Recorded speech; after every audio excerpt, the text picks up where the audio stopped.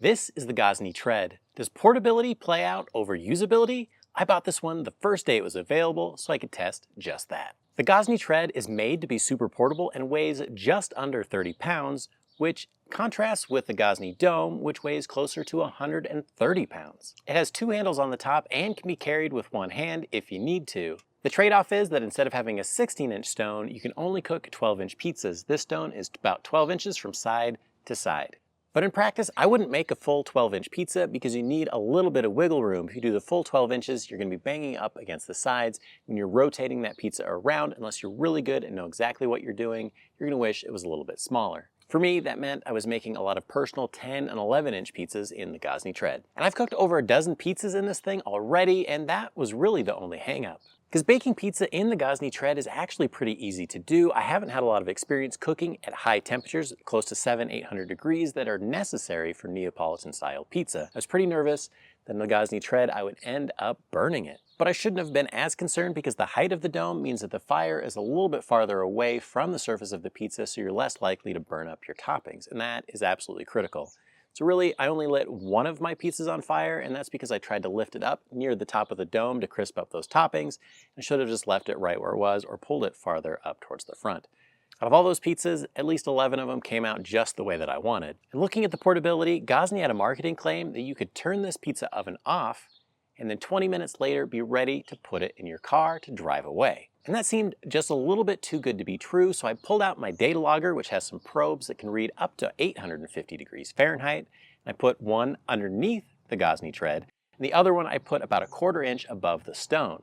I'll tell you why I put the one underneath in just a little bit. To test the cool down time, I preheated the oven and baked a full 6 pizzas before putting the probe just above the stone in order to be able to measure it and then watch the temperature as it cooled off over time. Keep in mind this was a nice spring day and it was about 55 degrees Fahrenheit when I was doing this test. Before I get into the results, I want you to think about a temperature that you'd be willing to take the Gozney Tread out and put it into your car.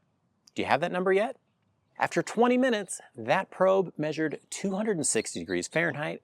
My temperature was closer to 150, which took 45 minutes. It took about an hour to get down to 120 degrees Fahrenheit. And it's been about 20 minutes since I turned this off the last time, so let's go ahead and check what the temperature is at the stone. And I do think the infrared reads a little bit higher than the actual air temperature, and it's still saying about 400 degrees after 20 minutes. So why did I put one of the probes underneath the Gozney Tread while I was doing the other test?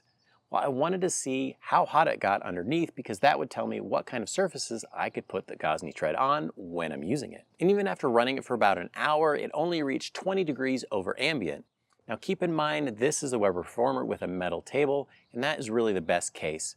Given that, I still probably wouldn't put it on anything combustible or meltable or anything that I really cared about, but I wouldn't give it a second thought in putting it on the local park bench. And that's good to know considering the alternative is Gozney's $250 tripod, which is pretty cool if you don't have a table wherever you're at, but at that price point, it's half the price of the oven on its own, and it gives me a little bit of a second thought. And while we're talking about temperatures, the Gozney Tread had no problem preheating in about 15 minutes to pizza cooking temperatures.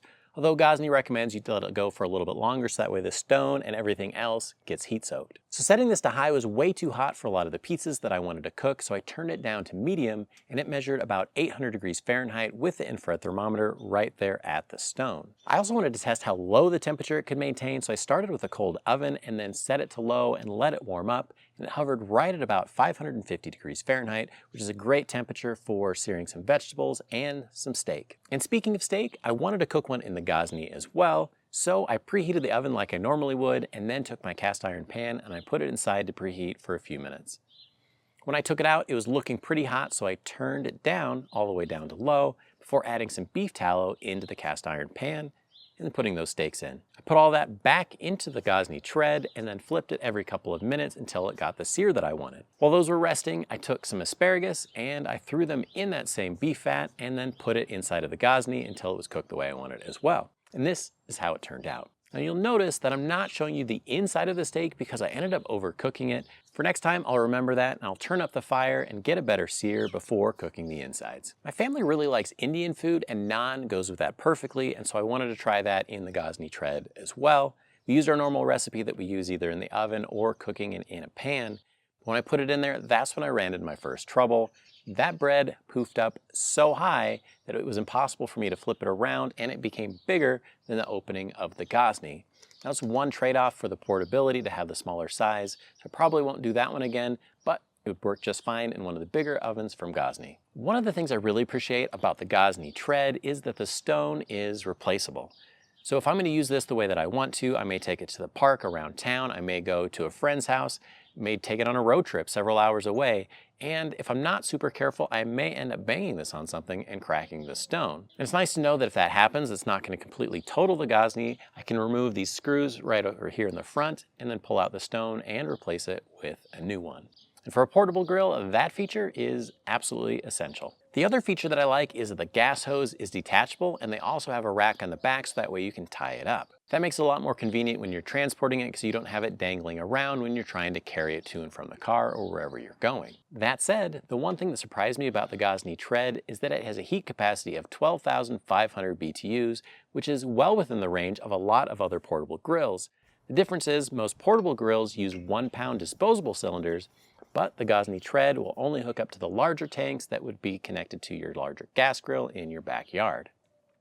And that's okay with me because I've got a 5-pound propane tank that I can take along with me for that exact purpose. I don't have to waste a bunch of the little propane tanks, but it was a surprise that if I wanted to, I couldn't use the 1-pound disposable tanks. So did Gozney give up usability for portability? Not really. As long as you're okay with making a little bit smaller pizzas, you can still do the exact same kind inside of the Gozney Tread. For me, that's a great compromise to have a pizza oven that I can take anywhere.